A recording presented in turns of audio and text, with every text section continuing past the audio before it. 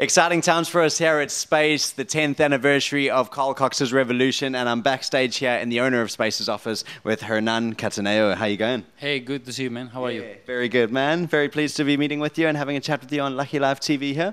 Thank you. You've just flown in straight from Barcelona, have you? Yeah, just been back. I come in actually from America. I was playing there the last 2 weekends, touring everywhere in America.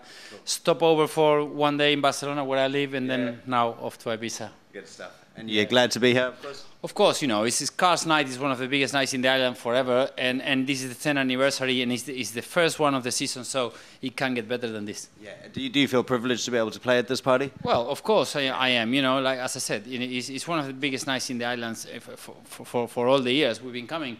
And, you know, being invited to play, you know, along Carl, Youssef, you know, Nick Warren and the other DJs, and on the opening night of the season, you know, it's a great privilege. Yeah, and it is really exciting as well because it's probably one of the last parties to have their opening so far into the season. Exactly, yeah. I think it's a perfect timing for a great night.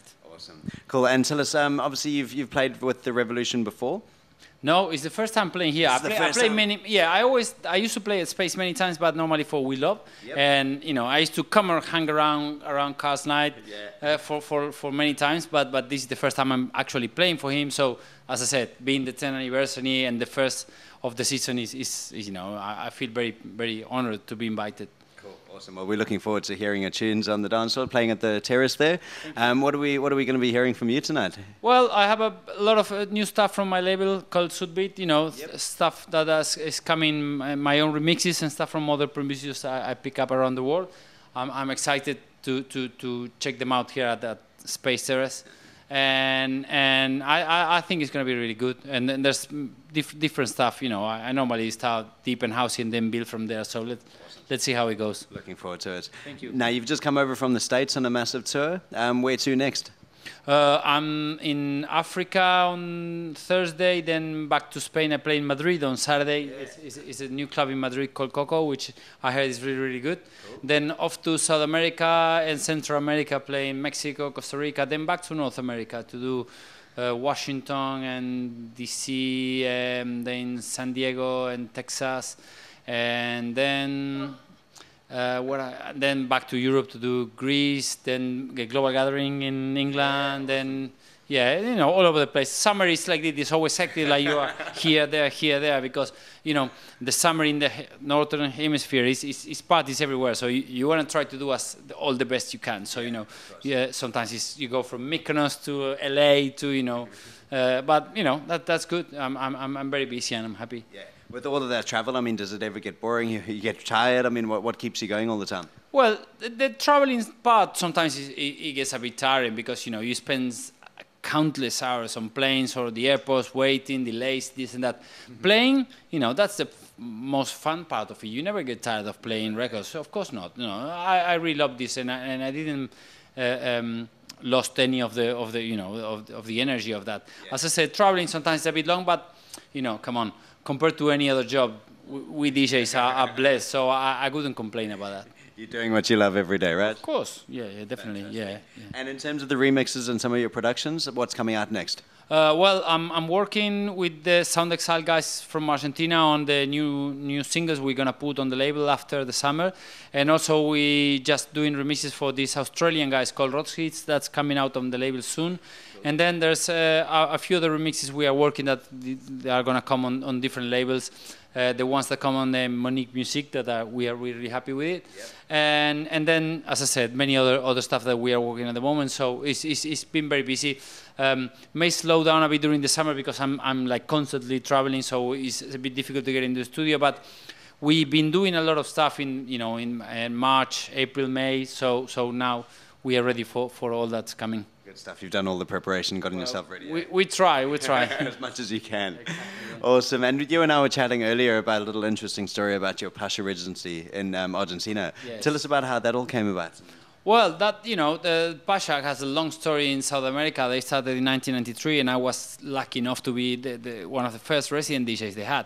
I spent there 7 years doing the Clubland nights. We watched like a internationally famous night for South America that put the South American scene on the map. You know, all the big DJs were going there and playing along with us, and it was just really, really fantastic having seen how the scene started slow and then growing and growing and growing, and end up, we know, like it is now. You have festivals like Creamfields in Argentina, which is as big as Creamfields in Liverpool with 60,000 people.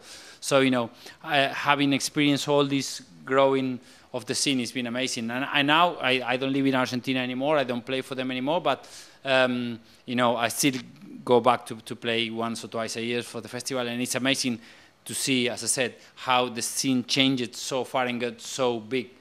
So, you know, it's been a great journey. It must be pretty awesome to know that you were, you know, in the backbone of the structure of, you know, Argentina coming to life in the dance scene. Well, I was lucky, you know. There were a few other DJs and me that we were pushing, and I was like the lucky one that got that, you know, the Pasha residency, which was like the fruit of the cake.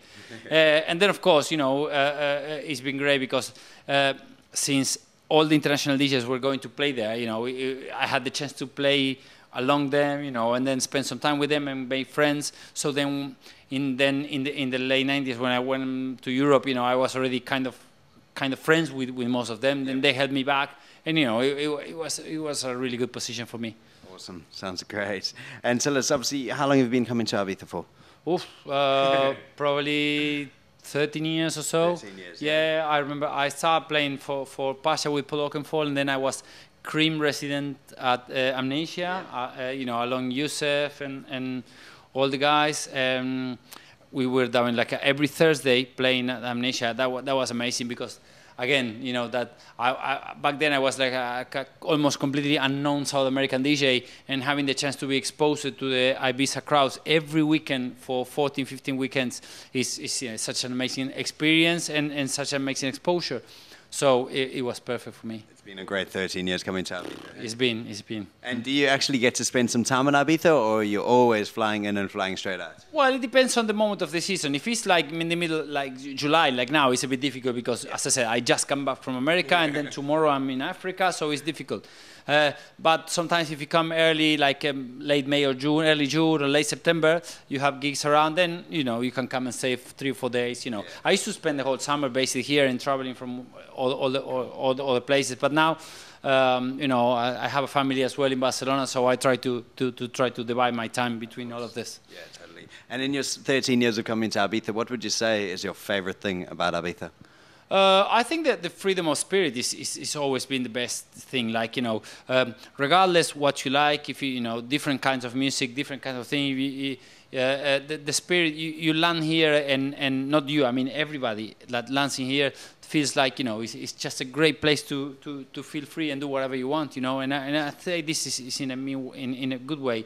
You know, you can daytime doing many different things, you know, going to amazing beaches and places, and then in the night you have the best in the world. Every DJ, whatever you like, whatever you feel like, you like techno, you like trance, you like deep house, whatever, you know, you're gonna find the best nights in the world here in Ibiza. So I think it's a perfect place. Like Disneyland for adults. Eh? Exactly. Kind of, yeah. Exactly. Cool. And Hernan, last one. You are on what we call Lucky Life TV. So tell us, what is the luckiest thing that has ever happened to you? My family, I would say, definitely, yeah. Cool. Well, you want to say hello to the family? Hi. Cool, guys. Well, that's myself here, Mike Parry, on Lucky Live TV, catching up with Hernan Cattaneo at Space for Carl Cox's Revolution 10th anniversary. Thanks very much, mate. Thank you very much. Great to see you. Thank you.